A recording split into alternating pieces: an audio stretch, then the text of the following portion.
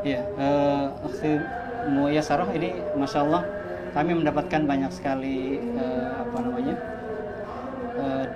desakan dari masyarakat Indonesia maupun luar negeri untuk sedikit mendapatkan statement lah, beberapa hal. Kemarin mungkin bisa diceritakan sedikit ya perasaan ketika Ukhti Muyassarah itu disuruh sebagai syarat untuk ikut lomba kemudian melepas sadar, itu perasaannya gimana waktu itu? Bisa diterangkan supaya para muslimah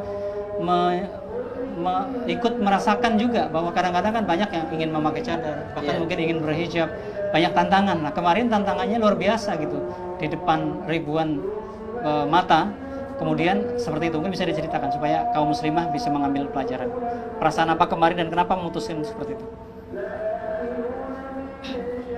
Bismillah. Jujur pada saat itu saya merasa kaget.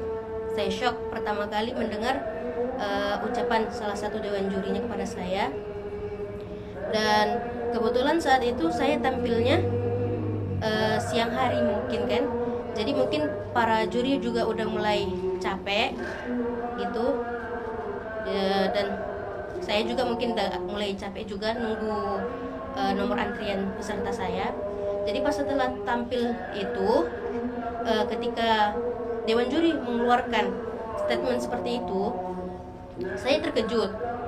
Makanya saya sempat terdiam sebentar untuk berpikir, ini kalau saya turun, kira-kira apa yang terjadi, seperti itu. Tapi alhamdulillah, Allah masih menguatkan iman saya. Allah masih menjaga keistiqomahan saya dalam menjaga muruah saya dan muruah keluarga saya.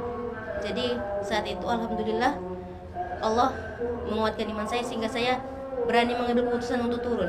Tapi ada sedikit lintasan mungkin karena terlanjur ingin bisikan atau apa untuk buka, ada nggak seperti itu mungkin? Kalau bisikan tentu saja ada, Pak. Ada ya. Ya, jadi ternyata tidak mudah juga, bukan berarti kemudian mudah sekali memutuskan. Enggak, setelah pakai ternyata juga banyak apa? Karena sebetulnya perjuangan saya untuk sampai ke titik itu juga berat, Pak. Ya. Karena kan seperti yang diketahui, untuk tampil di tingkatan provinsi pasti sebelumnya melewati tingkatan-tingkatan yang lebih rendah sebelumnya kan. Ya. Jadi saya sudah melewati tingkatan yang sebelumnya dan sampai ke titik itu. Jadi ketika sampai di titik itu tentu saja ada banyak godaan setan seperti Sudah itu. banyak, sudah panjang perjalanan menuju titik itu ya. Ternyata tiba-tiba realitas harus memilih. Terus tetapi buka cadar, akhirnya masya Allah.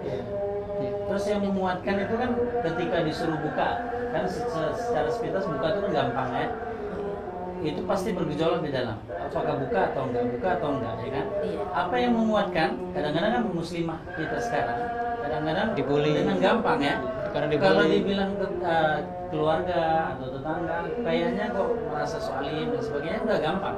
Tapi kan ini satu contoh. Kemudian bagaimana kita Muyassarah bisa menunjukkan kepada kaum muslimat secara khusus, harusnya mestinya kita mempertahankan apapun godaannya.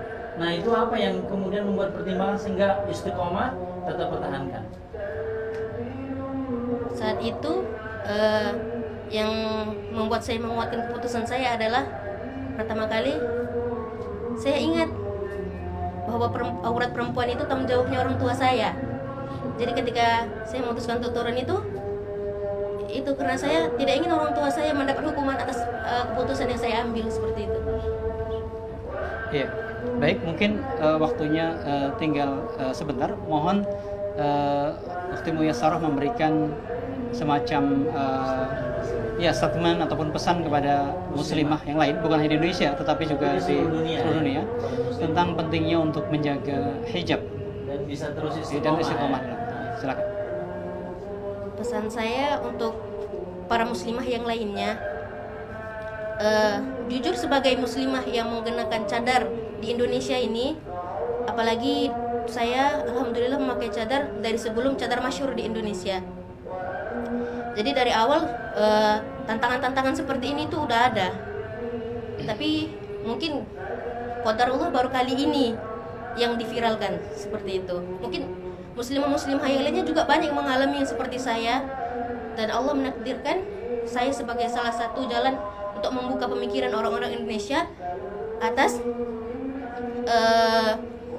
tanggapan mereka bagaimana hukum cadar dalam Islam, seperti itu. Jadi saran saya untuk para muslimah, bagaimanapun kita tetap menjaga syariat Islam, pasti banyak godaannya. Apalagi kita sebagai muslimah harus dituntut juga bisa bersosialisasi terhadap lingkungan. Jangan jadi muslimah yang berkurung saja di rumah, nggak pandai bersosialisasi, sehingga orang lain menganggap orang-orang yang bercadar itu sombong. Orang-orang yang bercadar itu kurang pergaulan, nggak mau bergaul dengan yang lainnya, nggak mau bersosialisasi, seperti itu.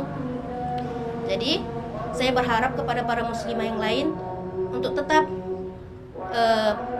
mampu bersosialisasi dengan yang lainnya, tapi tetap menjaga muruahnya, seperti itu. Walaupun banyak godaan-godaan yang lainnya, harus ingat